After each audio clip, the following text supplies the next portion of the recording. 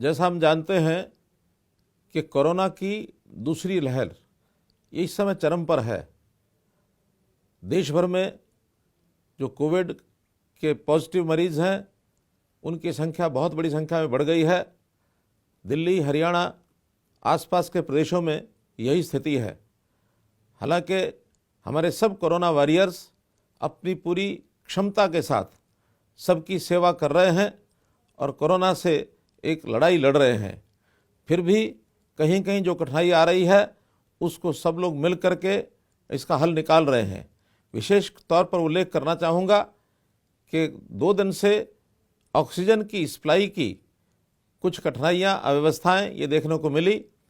हालांकि ऑक्सीजन कमी नहीं है, पर्याप्त मात्रा में अपने देश में, अपने प्रदेशों के आसपास क्षेत्रों में ऑक्सीजन की सप्लाई पर्याप्त है, लेकिन फिर भी उस व्यवस्था को ठीक करने के लिए कल 21 तारीख रात्रि से सब लोगों ने प्रयत्न करके उसको ठीक किया है और जहाँ जहाँ सप्लाई के सेंटर्स हैं वहाँ डायरेक्शन दे दी गई है कि किस प्रांत को कितनी सप्लाई करनी है और व्यवस्था से सब चीज़ें चल रही हैं।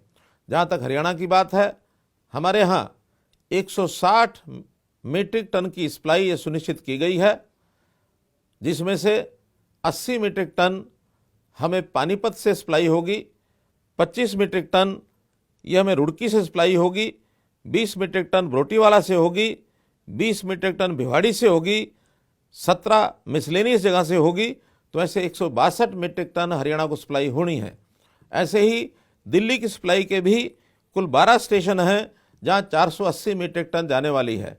हरियाणा में पानीपत की यदि बात करें तो 140 मीट्रिक टन दिल्ली को जाएगी, 80 मीट्रिक टन हरियाणा को मिलनी है और 20 मीट्रिक टन पंजाब को जाएगी।